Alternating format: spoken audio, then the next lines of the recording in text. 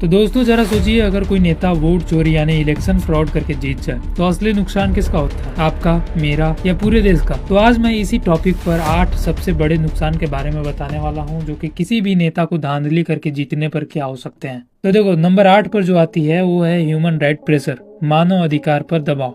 क्या होता है ना दोस्तों कि सत्ता में बैठे धोखेबाज नेता मीडिया को दबा सकता है, आवाज उठाने वालों पर केस कर सकता है और सच्चाई को बाहर नहीं आने देगा। जो कि इससे आप रिलेट कर सकते हो कि 2025 में किस लेवल के गोदी मीडिया का बोलबाला है, जो कि सच्चाई दिखाने में कतराते हैं या सच्चाई दिखाते ही नहीं है। नंबर 7, सोशल अनरेस्ट, सामाजिक अशांति। लोग गुस्से में सड़क पर उतर सकते हैं, प्रदर्शन दंगे तक हो सकते हैं, देश का माहौल बिगड़ जाता है। जैसे कि अभी नेपाल में जिस प्रकार से देश का माहौल बिगड़ा है, नेता पर नेता, जितने भी सरकारी करप्ट नेता थे उन लोगों पर दंगे हुए, लोग उन्हें मार मार के भगा रहे थे, जैसा कि आप न्यूज में देख ही सकते हो। नंबर 6 पर होता है इकोनॉमिक डैमेज, यानी कि आर्थिक हानि। विनिवेशक डरते हैं, नौकरियां कम हो रही है क्योंकि किसी पर भरोसा नहीं रहता है कि सरकार स्थिर है। इसमें तो आप बहुत सारे तरीकों से देख सकते हो, जिस हिसाब से टैक्स को लिया जा रहा है उस हिसाब से इकोनॉमिक डैमेज इसलिए भी है क्योंकि वो आर्थिक की समस्या जो है वो पब्लिक की दूर नहीं हो रही है। बेरोजगारी इस लेवल तक बढ़ रही है कि मैं भी बेरोजगार बैठा हूँ और इस हद तक बेरोजगार हूँ कि घर में ही बैठा हूँ। नंबर 5, बायस्ड पॉलिसी,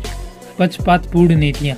ऐसे नेता जो अपने लोगों को फायदा देने के लिए बजट या योजना अपने हिसाब से बदल देता है, जिसमें गरीब, किसान, आम जनता सबको असली नुकसान होता है। और ये आप अभी होते हुए देख सकते हो 2025 की घटना में। आप इसे एकदम किसी भी न्यूज में देखोगे तो ये सब दिखाते नहीं है गोदी मीडिया, बट अगर तुम अदर चैनल देखोगे जिसमें कुछ सच्चाई बताती है, कुछ सही चीजें अगर सामने लाते हैं, पेश करते हैं, उनके खिलाफ तो बहुत सारे गोदी मीडियाओं का झकझक चलता है। बट देखोगे तो आपको पता चलेगा कि वाकई जो सबसे ज्यादा नुकसान हो रही है वो पब्लिक को हो रही है। और नंबर 4 पर सबसे बड़ा नुकसान आता है पब्लिक ट्रस्ट ब्रेकडाउन, जनता का भरोसा टूटना। जब लोगों को लगता है कि वोट का कोई असर नहीं हो रहा है तो लोग क्या होता है कि वोट ही देने नहीं जाते, मतदान कम होता है और सिस्टम का ज्यादा कमजोर हो जाना। मैं खुद नहीं देने गया था यार पिछली बार, लेकिन मैं इस बार दूंगा, अच्छे से दूंगा। उस समय तो शायद मेरे पास डॉक्यूमेंट ही नहीं थे, इसलिए शायद मैं नहीं दे पाया। और 3rd नंबर पर होता है वीक रूल ऑफ लॉ, कानून का कमजोर हो जाना। चुनाव में धोखा करने वाले नेता कानून बनाने वाली को और कानून लागू करने वाली संस्थाओं को दबा देते हैं। नतीजा क्या होता है कि कानून सबके लिए बराबर नहीं रहता है। और नंबर 2 पर आता है करप्शन राइज,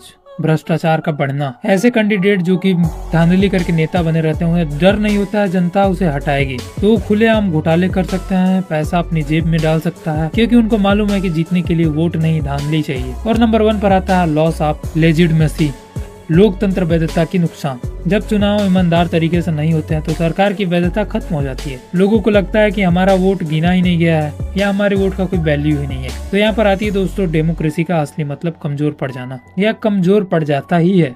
तो दोस्तों इलेक्शन फ्रॉड सिर्फ चुनाव का खेल नहीं है, यह पूरे लोकतंत्र का गला घोट देता है। तो ऐसे ही इन्फॉर्मेशन के लिए आप हमारे चैनल को सब्सक्राइब कर सकते हो, लाइक कर दो यार, ताकि यूट्यूब मेरी वीडियोज को आगे रेकमेंड करे।